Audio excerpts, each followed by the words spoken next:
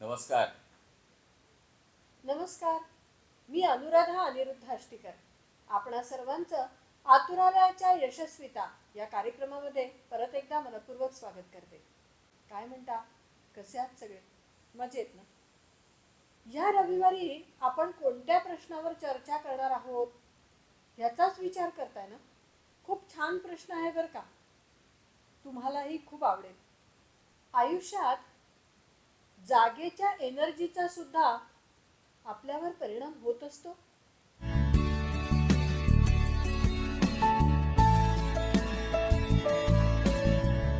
गुरूंच्या सांगण्यावरून आपण स्वतःकडे पाहायला शिकतो, स्वतःचे जीवन सार्थक करतो. कारण गुरु आपल्याला आपल्या अंतरात्म्याची ओळख करून देतात. अंतरात्म्यावर सतत आपण नामाचा अभिषेक करत असतो. जेव्हा आपण औंढा गिळतो तेव्हा लाळेच्या रूपाने हृदयस्थ परमेश्वरावर अखंड अभिषेक होत असतो. हा अभिषेक आपल्याला मोक्षाची कवाडे उघडी करून द्यायला मदत करतो.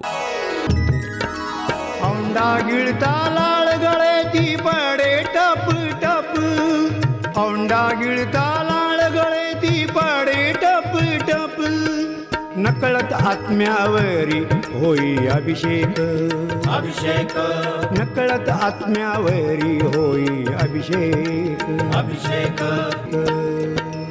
अभिषेक अभिषेक.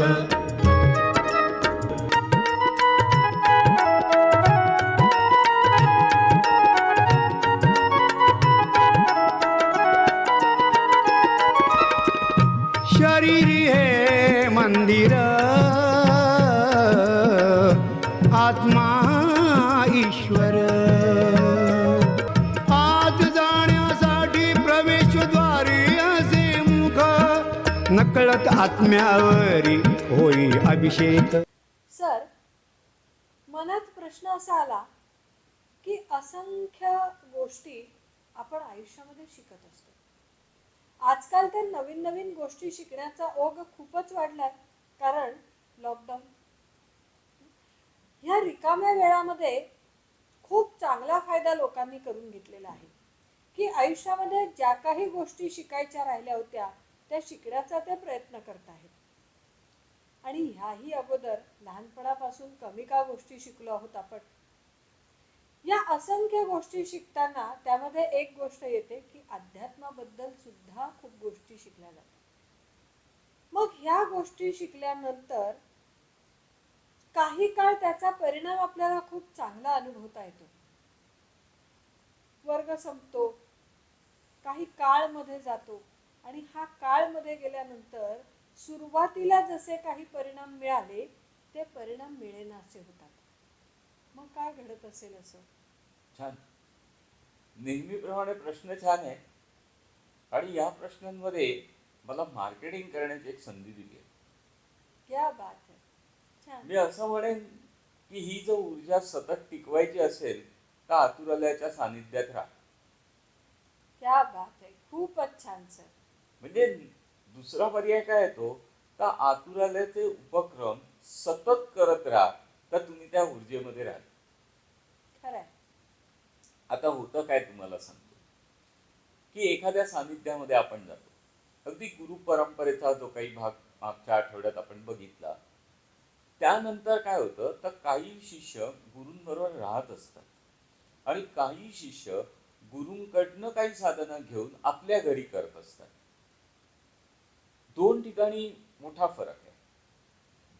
जे गुरूंबरोबर राहून साधना करतायत त्यांची ऊर्जा वाढत जाते, कारण तो सहवास त्यांना मिळालेला असतो, ते पोषक वातावरण त्यांना मिळालेलं असतं. आणि जे लोक तिथनं काही माहिती घेत आहेत, तिथनं काही साधनेची दीक्षा घेत आहेत आणि घरी जाऊन करतायत, त्यांचं वातावरण बदलतं. बघा, तुमची किती ताकद आहे यापेक्षा तुमच्या आजूबाजूची किती ताकद आहे त्याचे परिणाम आपल्यावर होत असतात. खरंय. मग घरी साधना करताना आपण फक्त घर नाही वापरत. घरामध्ये तुमच्या ऊर्जा खूप चांगली असेल, जसं आपण गुरुवारची प्रार्थना घेतो, घरामध्ये एक ऊर्जा निर्माण करतो, पण कायम घरात नाही राहणार ना.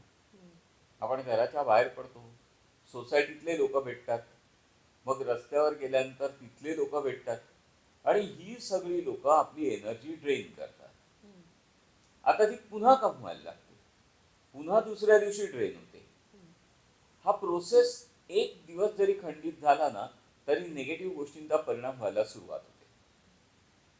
मग असंही काही वेळेला घडतं की ही साधना करून काय मिळवलंस, किंवा आपल्यालाही वाटायला लागतं की एवढं मी करतोय तरी मला त्रास होतोच आहे. सहवास हा फार महत्वाचा आहे. आणि दुसरी गोष्ट आहे पवित्र वातावरण. मग त्या पवित्र वातावरणामध्ये चांगला जर सहवास आपल्याला मिळाला तर आपली ऊर्जा खूप चांगली टिकू शकते. पण हे मुंबईच्या जीवनामध्ये सगळ्यांना शक्य आहे का? गुरुकुल वगैरे म्हणायला सोपं आहे, पण आज गुरुकुल राहिली नाही तो. खरंय. आणि तिथे जाऊन गुरूंबरोबर राहायचं म्हटलं तर गुरूंची घरही एवढी मोठी नाही आहेत की ते तुम्हाला घरात अलाउ करतील. मग दुसरा भाग येतो की त्यांनी जी काही साधना तुम्हाला दिली आहे ती नियमितपणे करता का? आणि ती करत असताना शरीर शुद्ध करणं हा भाग फार महत्वाचा आहे. आंघोळ करून नाही म्हणत, नाही तर सोपं आहे. सिनेतारक जाहिरात करतात, छान वास येतो, आपण दे साबण लावून 2-3 वेळेला बाहेरचं शरीर धुवून काढ. काही उपयोग नाही. बाहेरील शुद्धीकरणापेक्षा आतमधनं शुद्ध व्हायला पाहिजे. मग ही साधना करताना आतमधनं आम्ही केली का? नाही केली. लोकांना दाखवण्यासाठी काही गोष्टी करत असतो. मन खूप स्थिर झालं पाहिजे. आणि स्थिर मन झाल्यानंतर तुम्हाला शरीराच्या आतमध्ये प्रवेश करता येतो. आणि हा प्रवेश केल्यानंतर प्रत्येक इंद्रिय धुवून टाकता येते. बरं. आता तुम्ही असा विचार करा, डोळ्यांनी जर काही चुकीच्या गोष्टी बघितल्या असतील आणि ते डोळे जर तुम्ही साफ करून टाकलेत तर तुम्हाला किती आनंद वाटेल. कानांनी जर काही चुकीच्या गोष्टी ऐकल्या असतील आणि कान सुद्धा तुम्ही आतमध्ये जाऊन धुवून टाकलेत, आत राहिलेल्या गोष्टी शुद्ध होतील की नाही? बरोबर. तसंच गंध आहे. ही पंचेंद्रिय आहेत, ही शुद्ध करता आली पाहिजे आणि मग कर्मेंद्रियांकडे वळा. पण हे शुद्धीकरण कोणीच करत नाही. लोक काय करतात? जप करतात, स्तोत्र म्हणतात, ध्यान करतात, पण ह्या सगळ्याचं शुद्धीकरण नाही होत आहे आतमध्ये. ज्या काही गोष्टी आतमध्ये जाऊन बसल्या आहेत त्यांना बाहेर काढता आलं पाहिजे. आणि ही काही साधनं ज्या वेळेला आपण करतो त्यावेळेला आपण म्हणतो की बाहेरच्या गोष्टींचा आपल्यावर परिणाम होणार नाही. याच्यामध्ये बघा की पॉझिटिव्हनेस डेव्हलप करावा असं आपण म्हणतो. कुठपर्यंत डेव्हलप करतात? 10 जण बोलत नाही तोपर्यंत. आणि 10 जण बोलायला लागले ना की एक दिवस आपणच म्हणायला सुरुवात करतो हे सगळं करून काही होत नाही. बरोबर. कुठे गेली तुमची साधना? काहीही नाही झालं. आणि लोक जे सांगतात साधना करत राहा, प्रचिती कधीतरी येईल, चुकीची गोष्ट आहे. तुम्ही आज साधना करा, तुम्हाला आज प्रचिती येते, पण त्या लेवलला तुम्हाला जायला पाहिजे आणि ते आम्ही शक्य नाही करत. आपण असं म्हणतो की सहज मिळालं पाहिजे. सहज नाही हो मिळत. एखादी नोकरी मिळवायची असेल ना तरी तो इंटरव्ह्यू कठीण असतो. आणि जर तुम्हाला लाखभराची नोकरी हवी असेल तर तिथे एकदा इंटरव्ह्यू घेऊन पण भागत नाही, 10 वेळा तुमची परीक्षा घेतात. मग त्या ईश्वराच्या तुम्हाला जर जवळ जायचं आहे तर 1 आणि 2 दिवस करून तो घेईल का तुम्हाला जवळ? बरोबर. तो तुमची इतकी कठीण परीक्षा करून घेतो ना, याच्यात पास व्हा. इंटरव्ह्यूच आहे ते, काही वेगळं नाही आहे. पण ह्या इंटरव्ह्यू साठी होमवर्क जो आहे ना हा कुठल्या पुस्तकात नाही, हा तुमच्या आतमध्ये आहे. मग तुम्ही आतमध्ये जाऊन जेव्हा ह्याचा अभ्यास करायला सुरुवात कराल त्यावेळेला तुम्हाला या सगळ्या प्रश्नांची उत्तरं मिळतील. तुम्ही आयुष्यात कधी असं म्हणणार नाही हा असा वागतो, हा असा करतो, ह्याच्यामुळे काही नाहीये, सगळं माझ्यामुळे होत आहे. किती सहजता येईल बघा. जीवनाकडे बघण्याचा दृष्टिकोनच पूर्ण बदलून जाईल. जर माझ्यामुळे सगळं होत असेल तर पहिला भाग येतो मी चुकतोय, मला बदलता आलं पाहिजे. आम्ही लोकांना बदलण्यात आयुष्य घालवतो. कोणीही कधीही बदलत नाही, ते आहे तसेच राहतात. आपला विचार केला तर आपण तरी बदललोय का? बघा, शांतपणे स्वतःला प्रश्न विचारा. असंख्य चुका आम्ही केल्यात. मग या असंख्य चुका सुधारण्यासाठी कधीतरी काही केलंय का? जे तुम्हाला सांगतो, अगदी काही दिवसापूर्वी एक गृहस्थ मला भेटले आणि मला म्हणाले, मला चुकांचं प्रायश्चित्त करायचं. बरं. म्हटलं, काय अशी चूक केली आणि तुम्हाला वाटते की प्रायश्चित्त केलं? तर मला, ज्या कंपनीमध्ये मी काम करतो तिथे मी खूप नुकसान केलंय, मी तिथल्या लोकांना खूप त्रास दिलाय. म्हटलं, चांगली गोष्ट आहे, आपल्याला कळणं ही पण मोठी गोष्ट आहे. तर प्रायश्चित्त काय घेणार? कंपनी सोडतोय. बरं. केवढं मोठं प्रायश्चित्त आहे. हं. हे होऊ शकतं का प्रायश्चित्त? खरं आहे. काही चान्सच नाही या गोष्टीचा. भाग असा येतो की अशा ठिकाणसाठी तुम्हाला जर प्रायश्चित्त घ्यायचं असेल तर तुम्हाला एकच गोष्ट करायला लागेल की त्याच ठिकाणी काम करून त्यांना मोठं करा. क्या हे बात, प्रायश्चित्त होऊ शकतं. क्या बात है, क्या बात. तुम्हाला याच्यामध्ये एक अनुभव सांगतो मला. एका घरामध्ये पौरोहित्य करण्यासाठी येणारी व्यक्ती, त्या घरामध्ये रिलेशन्स कोणाशी फार नव्हती. पती पत्नी आणि एक लहान मुलगा होता त्यांचा. 2-4 नातेवाईक जे काही असतात ते. हे लॉकडाऊनच्या खूप आधीच आहे, बरीच वर्ष झाली. लॉकडाऊन मध्ये आता ती नाती राहिली नाहीत फार. पण आधीचं असतं तेव्हाही खूप काही नाती नव्हती यांच्याकडे, कारण संपर्कच नव्हता लोकांशी. आणि अशी परिस्थिती झाली की ते गृहस्थ जे घरातले होते ते एक्सपायर झाले. बरं. साध्याशा कंपनीमध्ये छोट्याशा पगारावर नोकरी करणारी व्यक्ती.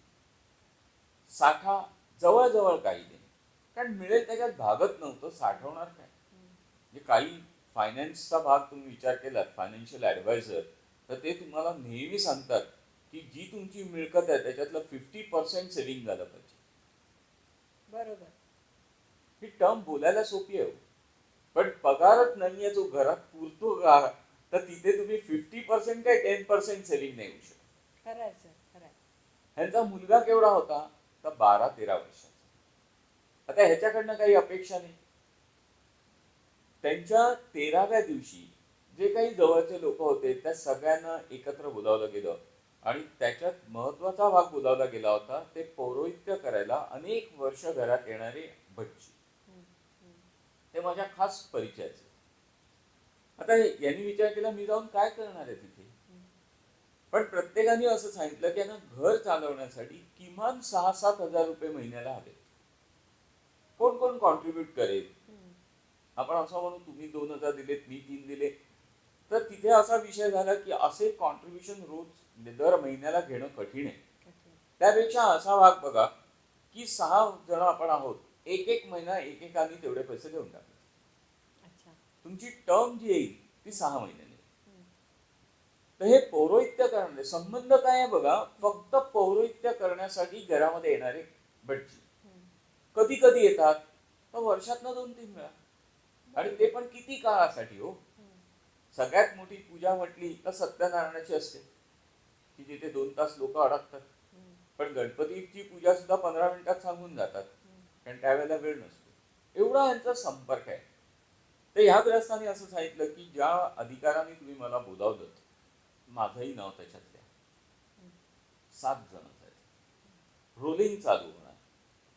सगळ्यांनी ऍग्री केलं की ठीक आहे, या तऱ्हेने. पण हे किती काळ? खरं आहे. पहिला प्रश्न आहे किती काळ? मुलाला 18 वर्ष तर पूर्ण व्हायला पाहिजे, तोपर्यंत त्याला उत्पन्नच नाही. त्या बाई असं म्हणाल्या की ते खूप काळ नाही लागणार, मी लोकांच्या पोळ्या भाजेन. म्हणजे जे काही नॉर्मल एक पत्नी म्हणून किंवा एक गृहिणी म्हणून जे सांगू शकते त्या सगळ्या भाग तिने मांडले. किती पैसे अशा पोळ्या लाटून ती मिळवणार? हा पण मोठा प्रश्न आहे, विचार करण्याचा भाग आहे. ह्या ग्रहस्थांनी जे पौरोहित्य करत होते त्या ग्रहस्थांनी असं सांगितलं की उद्यापासून मी तुमच्या मुलाला भिक्षुकी शिकवायला प्रयत्न करतो. अच्छा. आणि खात्री देतो की 1 वर्षामध्ये हा मुलगा तुमचं घर चालवू शकेल. क्या बात है. ज्या काही छोट्या पूजा आहेत ह्या जरी तो शिकला, 1 वर्ष खूप झालं हे शिकायला. शाळा शिकून हे तो शिकू शकतो ही माझी जबाबदारी. मी त्याला कसं शिकवणार? 1 वर्ष फक्त मला द्या. 1 वर्षांनी तुम्हाला कोणाही कडनं पैसे घ्यायची गरज नाही पडणार. तुमचा मुलगा तुमचं घर चालवेल, तुम्हाला पोळ्या लाटायची गरज नाही. क्या बात है, क्या बात. बघा, एक चांगल्या ठिकाणची बाई कोणाकडे जाऊन पोळ्या लाटणार आहे हे पण न पटणार आहे. म्हणायला सोपं आहे, कामं मिळतात, कामं करा वगैरे, पण प्रत्यक्षात असं घडत नाही. आणि मानसिकता त्यावेळेला त्या बाईची काय होती? खरंय. घरात बसून वावरायची सवय आहे तिला, आज मिळवून खायचंय, लोकांच्या दारोदारी फिरायचंय. मग ह्या स्टेजमध्ये जाण्यापेक्षा ह्यांनी जो भाग सांगितला, मुलगाही तिथे होता, त्यांनी मुलाला विचारलं, हे शिकायला तुला आवडेल का? तो मला निश्चित आवडेल, मला पहिल्यापासून वाटलं की मी शिकावं हे कधीतरी, पण मी कसं तुम्हाला सांगू? त्यामुळे काही काळजी करू नकोस, उद्यापासून तुझी शिकवणी चालू. म्हणजे सांगितलं तर लोकांना पटणार नाही. 8व्या महिन्यामध्ये ह्या मुलाचं उत्पन्न 10,000 रुपये महिना होतं. खूपच छान, खूपच छान. प्लस पॉइंट काय होता, तर एवढ्या लहान वयामध्ये हा इतकं उत्तम सांगू शकतो की अशी पूजा विद्वान ब्राह्मण पण आमच्या घरात येऊन करत नव्हते. तर मुलालाच बोलवा. क्या बात है. नाव कमवलं गेलं, पैसा मिळवला गेला. आणि ज्या वेळेला हे घर सेट झालं त्यावेळेला ते म्हणाले की आता माझी जबाबदारी संपली, आता मला फ्री करा.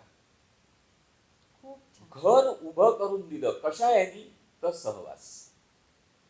आपण असं म्हणतो की सानिध्यात आल्यानंतर सगळे म्हणाले असते, हा ठीक आहे, झालं, आम्हाला नाही जमत आहे आता. नाही म्हणणं कधीही सोपं आहे, जबाबदारी घेऊन काम करणं फार कठीण आहे. खरंय. पण आयुष्यामध्ये काही करायचं असेल तर तुम्हाला जबाबदारी घेऊन करायला लागतं. आता हे जे काही भिक्षुक होते, ब्राह्मण होते, त्यांचा मी उल्लेख करतोय, मुंबई सोडून कोकणामध्ये यांनी वास्तव्य केलेले आहे. ते म्हणाले, मला पैशाचा मोह नाही आहे, मला लोकांना खूप चांगली सेवा द्यायची आहे. माझा मुलगा तर माझ्या बरोबर तो गावात राहिला, शेतीत मला मदत करेल आणि भिक्षुकी माझी पुढे नाही. खूप छान. मोह टाळता आला पाहिजे.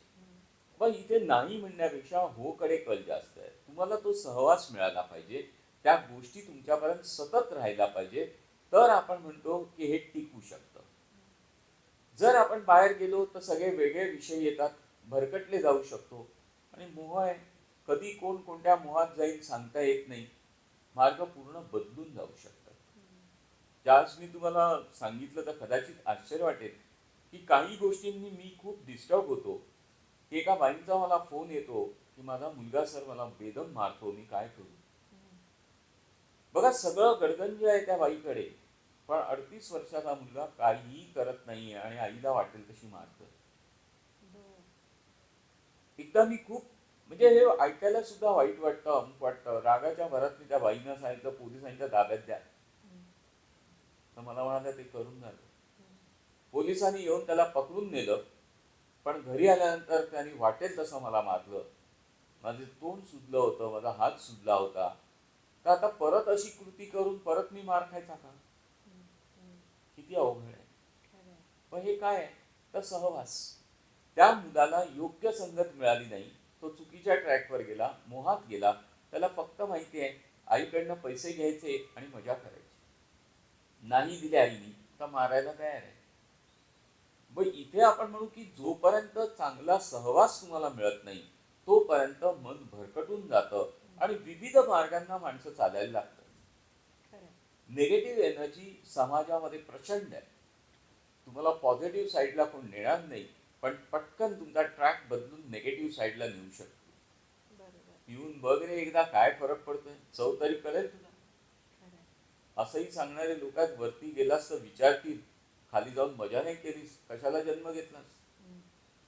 पण आपला जर संयम असेल तर सांगेन विचारणाऱ्याला मी उत्तर देऊ शकतो. त्यासाठी मला ही चव घेण्याची गरज नाहीये, पण आपल्याला तीच लोक हवी असतात. मग कधीतरी ती चव बघितली जाते आणि आपण त्याच्या दरात. पॉझिटिव्ह सहवास मिळणं सोपं नाहीये, फार कठीण आहे. कारण लोक आपल्या संपर्कात आधी येत नाही, आल्यानंतर आपल्याला कळत नाही त्यांचे गुण काय आहेत, दोष काय आहेत, काय. मग त्यांच्याबरोबर वावरायला लागल्यानंतर हळूहळू उलगडा होतो की अरे हे अशा लाईन मधले आहेत. तोपर्यंत उशीर झालेला असतो. कोण तुम्हाला म्हणणार नाही मी अमुक देवळात जातोय ये, पण निश्चित सांगतील पिकनिक स्पॉटवर जातोय मजा करायलाच. दोन भाग पूर्ण वेगळे आहेत. आपण ठरवायचं आपल्याला कोणत्या मार्गात जात आहे. योग्य मार्ग आयुष्यामध्ये निवडला तर निश्चितच फायदा होतो आणि जो सहवास तुम्हाला मिळतोय त्याचा फायदा घेऊ शकतो. कारण तो चांगला आहे हे तुम्हाला कळलंय, पण नाही म्हणून आपण मार्ग बदलला तर मग कर्म पुन्हा सुरू होतात. खरं. सर, अप्रतिम रीतीने तुम्ही सहवास आणि त्या जागेतून निर्माण होणारी एनर्जी इतकं सुंदर सांगितलंय ना, की आमच्या प्रत्येकाचा एक व्ह्यू क्लिअर झाला की एखाद्या जागेमध्ये असलेली एनर्जी सुद्धा आपलं आयुष्य बदलू शकते. म्हणजे नकळतपणे तुम्ही बोलत असताना माझ्या डोळ्यासमोर एक घटना तरळून गेली. ती घटना अशी होती की आम्ही आतुरालयामध्ये काही वर्षांपूर्वी आलो, तुम्हाला ऐकलं, तुमचं भाषण ऐकल्यानंतर हळूहळू एक एक एक एक कोर्स करत होतो. पण त्याच वेळेला एक अजून कार्यक्रमाची जाहिरात वाचनात आली. मग तिथे काय आहे हे बघण्यासाठी आम्ही उत्सुकतेपोटी गेलो आणि तिथे गेल्यानंतर जे काही बघितलं, जे काही झालं, तर लेक्चर संपल्यानंतर मिस्टर अष्टीकरांनी मला विचारलं की काय वाटतं तुला, ह्या व्यक्तीचा कोर्स आपण जॉईन करायला हवा का?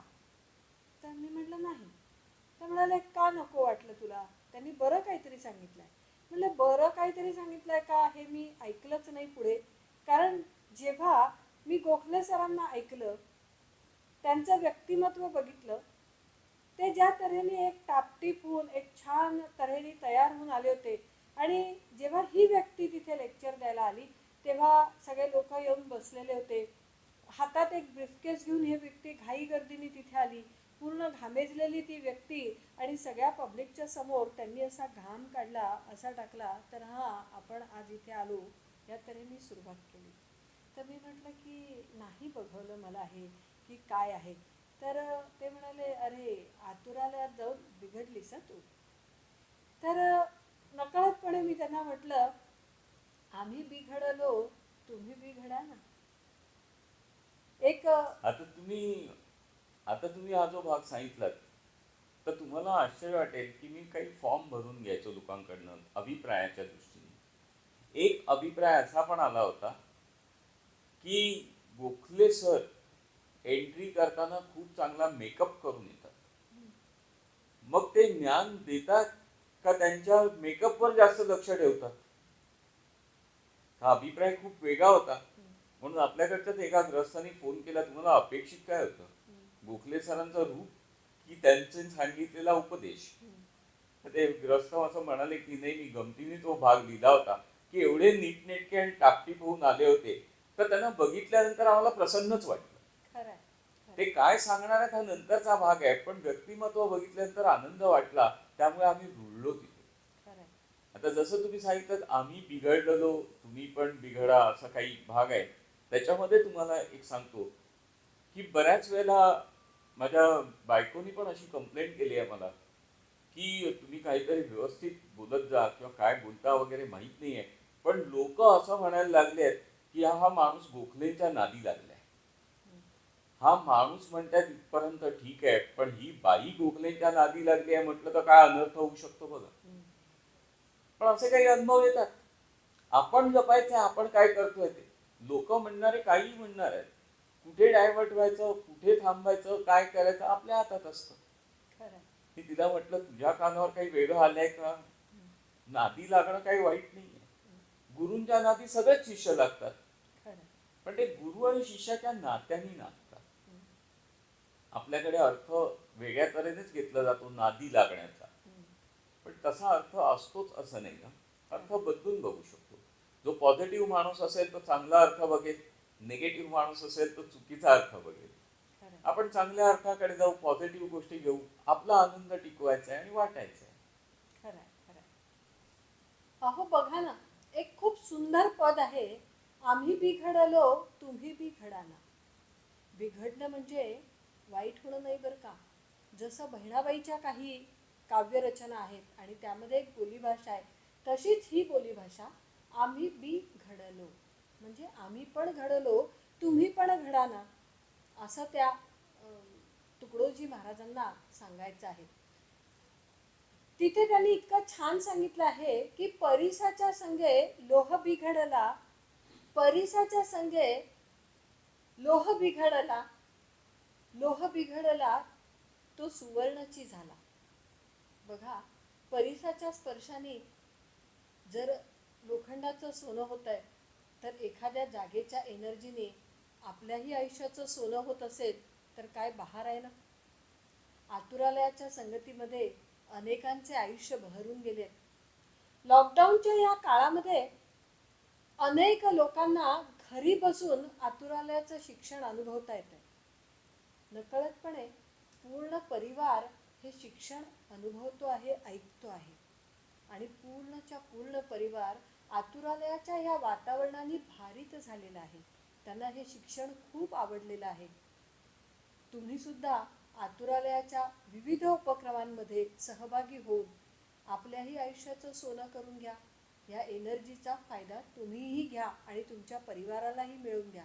आतुरालयाने या लॉकडाऊनच्या काळामध्ये ऑनलाईन वर्ग घेताना एक इतकी छान सुवर्ण संधी दिलेली आहे की घरामध्ये एक व्यक्ती जर एखाद्या उपक्रमाला सहभागी होत असेल तर इतरांची फी भरण्याची गरज नाही आहे. हो, त्यांनाही नकळतपणे ती गोष्ट आपोआप शिकायला मिळते. आहे ना खूप फायद्याची गोष्ट.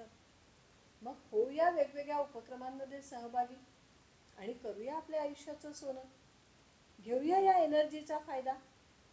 सर, ह्या एनर्जीचा फायदा अनेक विद्यार्थी आपल्याकडे घेणार आहेतच आणि त्यांचंही आयुष्य बहरून जाणार आहे. चला, तुम्हा सगळ्यांना तुमच्या या आयुष्य बहरवण्याच्या प्रयत्नांसाठी खूप खूप शुभेच्छा. पुढच्या रविवारी यशस्वितामध्ये परत आपण भेटणार आहोतच. धन्यवाद.